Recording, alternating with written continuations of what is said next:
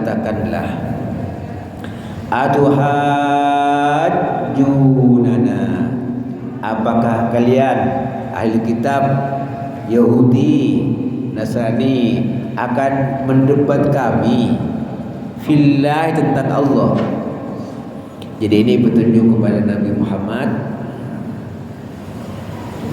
cara menangkis hujjah, argumentasi orang-orang musyrik Yahudi dan Nasrani. Gimana cara menangkisnya kalau mereka itu mendebat?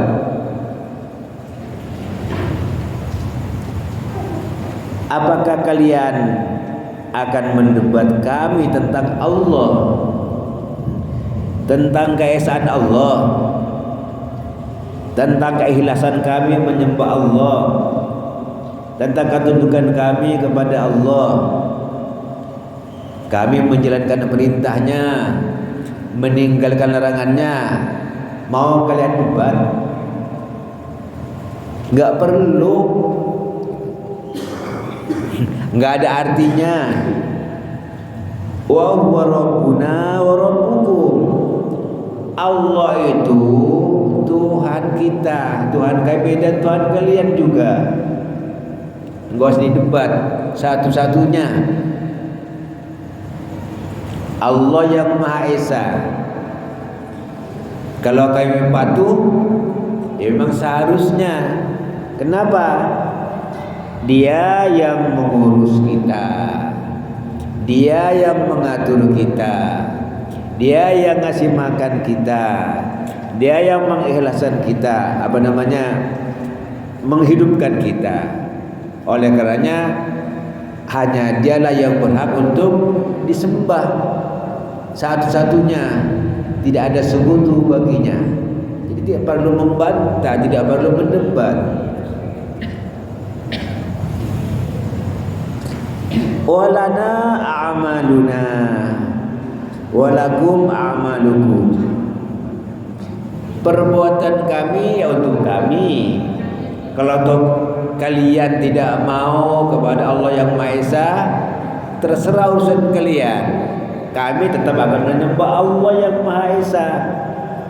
Walakum a'malukum, perbuatan kalian ya untuk kalian. Itu ada resiko sendiri, tanggung jawab sendiri, kata Allah.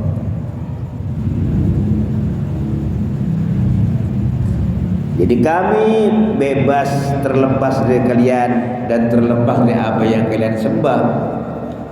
Kalian mengakui Isa ibnu Allah, Musa Uzair ibnu Allah, kata Yahudi. Kata Nasrani, Isa putranya Allah. Itu urusan kalian. Kami tetap menyembah Allah yang Maha Esa. Karena itu dalam Islam disebut musyrik, menyekutukan Allah. Wa antum bara'um minna, kami pun terlepas dari kalian. Jadi masing-masing tanggung jawab sendiri-sendiri. Dan ada ayat yang senada. Kata Allah, fa in kadzabuka, Muhammad, jika mereka mendustakan kamu, faqul, jawab saja, li amali wa lakum amalukum, untukku perbuatanku, untuk kalian perbuatan kalian masing-masing. Nah juga kita sebagai umat Nabi Muhammad nanti dimintai pertanggungjawaban secara personal. Enggak ada tanggung jawaban jamaah Masjid Al-Ihya, enggak ada itu. Nanti Pak Purwo sebagai ketua dan wakil ketua tanggung jawab semuanya. Ya enggak, person. Pak Lubis sendiri, Pak Purwo sendiri, saya sendiri, semuanya Purwo diminta pertanggungjawaban sendiri-sendiri di hadapan Allah nanti.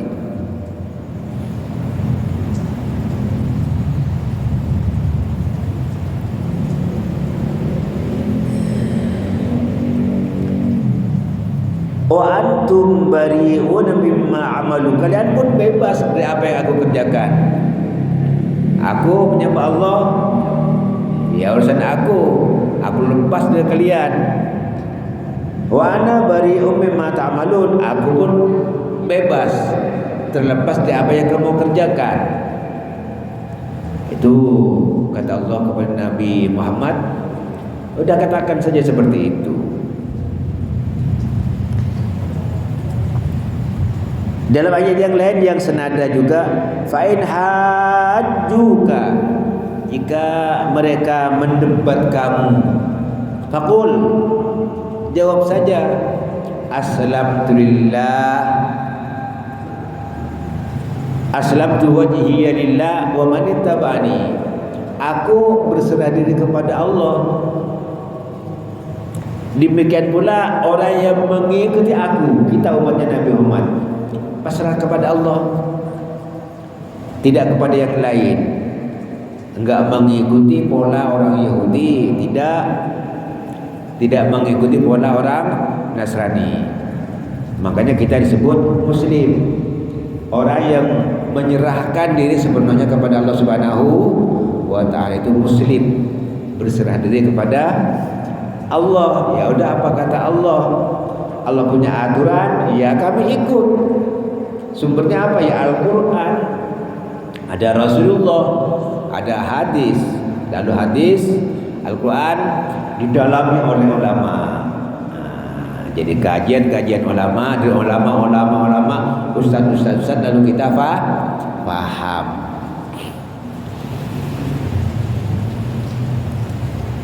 Demikian pula ada yang senada kata Allah tentang kisah Nabi Ibrahim.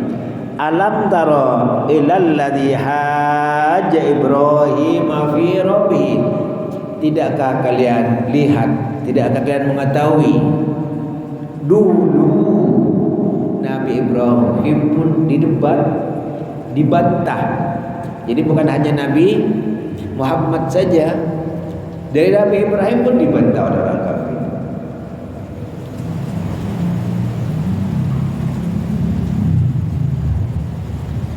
Walana a'maluna walakum a'malukum wa nahnu lahu mukhlisun.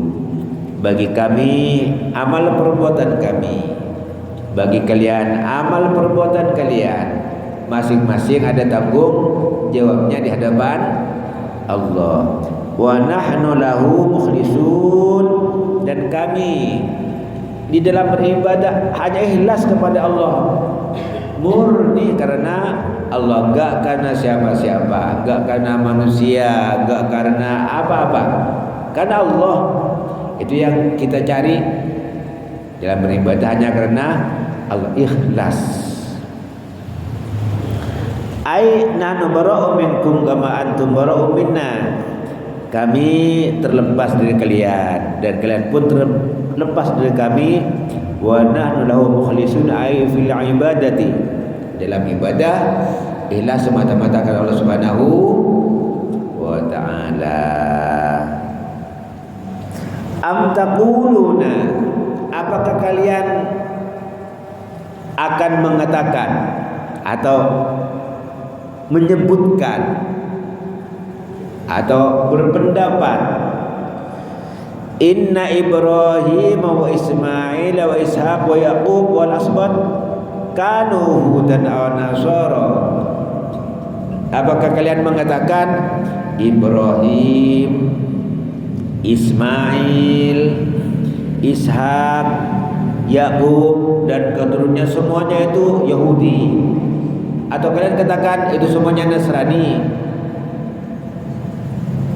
Lah, kalian kan hidupnya Yahudi sesuai Nabi Ibrahim. Nabi Ibrahim ada, itu kalian belum ada.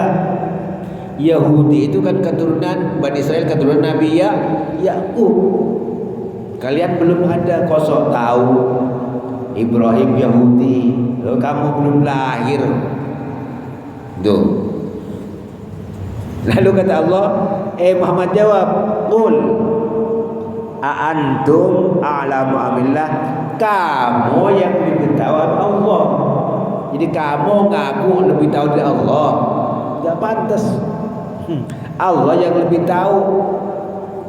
Itu nih. Jadi ini apa namanya, penolakan, pengingkaran Allah, bahwa pengakuan orang-orang Yahudi dan Nasrani bahwa Nabi Ibrahim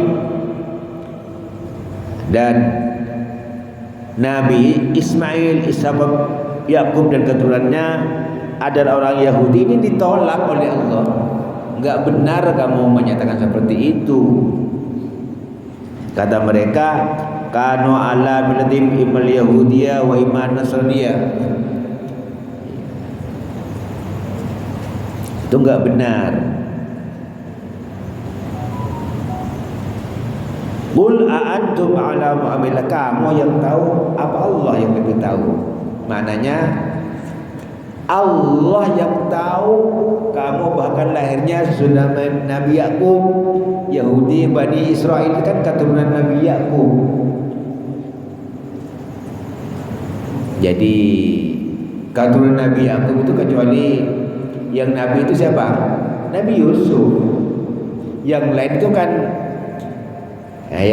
ya berbuat-buat yang di luar aturan kenabian.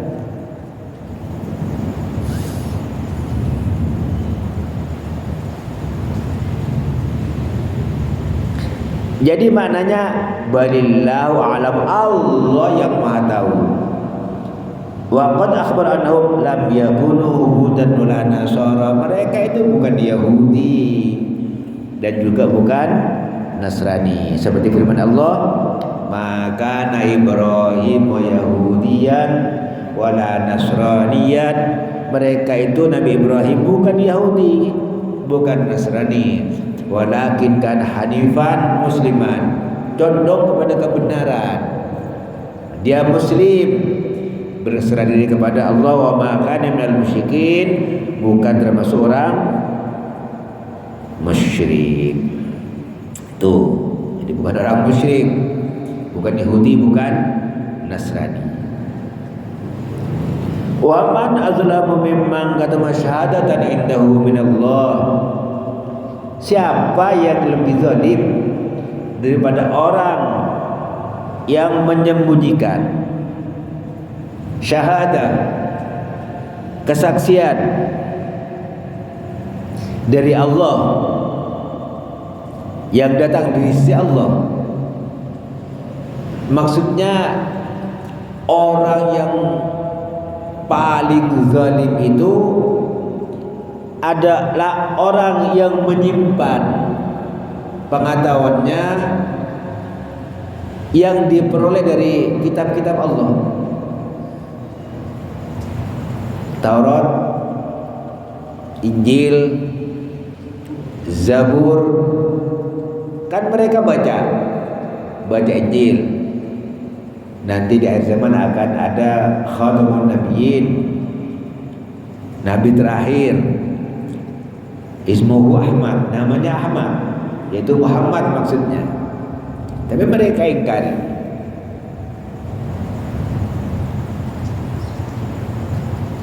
Jadi mereka semuanya bersaksi, mengakui bahwa sebenarnya agama yang benar adalah agama Islam. Muhammad utusan Allah. Mereka tahu itu, tetapi mereka sembunyikan. Mereka sembunyikan, tidak mengakui kenabian Nabi Muhammad.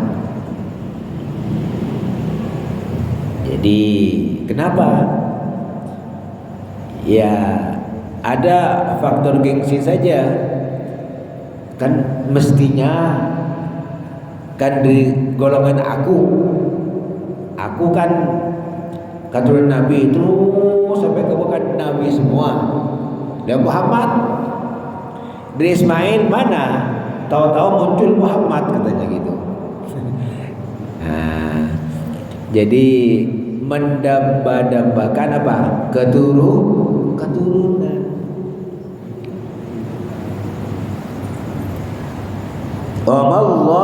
bighafilin amma ta'malun. Allah tidak lalai. Apa yang kalian kerjakan Allah tahu itu. Allah tahu. Disembunyikan bagaimanapun Allah tahu. Nah, ini ancaman dari Allah. Maksudnya hati-hati loh. Allah tahu nanti akan ada azab, akan ada balasan loh. Kamu sok tahu nabi-nabi dikatakan Yahudi dan Nasrani, bukan. Jangan sok tahu nanti kalian akan diazab oleh Allah. Itu maksudnya. Tilka ummatun. Nah, itulah umat qad khalat yang telah lalu. Jadi ada yang mengada-ada. Umat yang telah lalu, ada yang taat. Tapi ingat, laha ma kasabat walakum ma kasabtu. Bagi mereka balasan sesuai dengan apa yang dikerjakan mereka. Yang taat akan akan mendapatkan balasan sesuai dengan ketaatannya. Yang tidak taat juga demikian.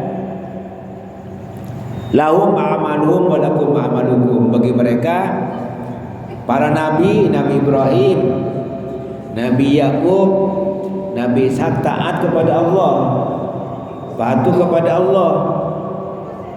Wala tus'aluna amma kanu ya'malun.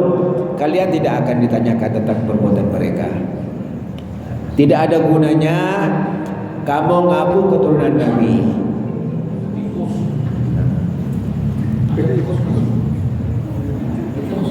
Ya, biarin aja. Kamu ngaku keturunan Nabi nggak ada gunanya kalau kamu tidak ikuti aturan Nabi. Itu maksudnya. Kamu ngaku keturunan kiai, yang taatkan kiainya, dan kamu anaknya ikut nggak? Jadi nggak ada gunanya hanya mengaku orang baik karena keturunan orang baik, nggak ada manfaatnya. Jadi mestinya kalau kakek-kakek kalian itu orang baik, kalian ingin mendapatkan balasan yang baik, mesti diikuti, kakeknya diikuti. Jadi tidak cukup hanya dengan pengakuan orang tua aku kan kiai umpamanya. Ya orang tua kamu apa? Melanggar aturan Allah. Kiai taat, ya kiai yang dapat kebaikan. Jadi tidak cukup dengan hanya mengagung-agungkan keturunan. Yang dinilai itu bukan masalah keturunan siapa, tapi siapa yang bertakwa, itu yang diangkat oleh Allah. Bapaknya perampok, bapaknya maling, kalau anaknya taat, tetap diangkat oleh Allah. Biar anaknya Nabi Kan'an durhaka, ya tetap diazab oleh Allah. Jadi bukan masalah keturunan Rasulullah ya jadi koruptor, tetap saja diazab. Biar keturunan Nabi juga. Jadi tidak perlu ribut-ribut dengan keturunan, urus diri kita masing-masing. Biar bapaknya perampok, jangan khawatir, kamu bisa jadi orang yang pertama masuk surga kalau taat. Inna akramakum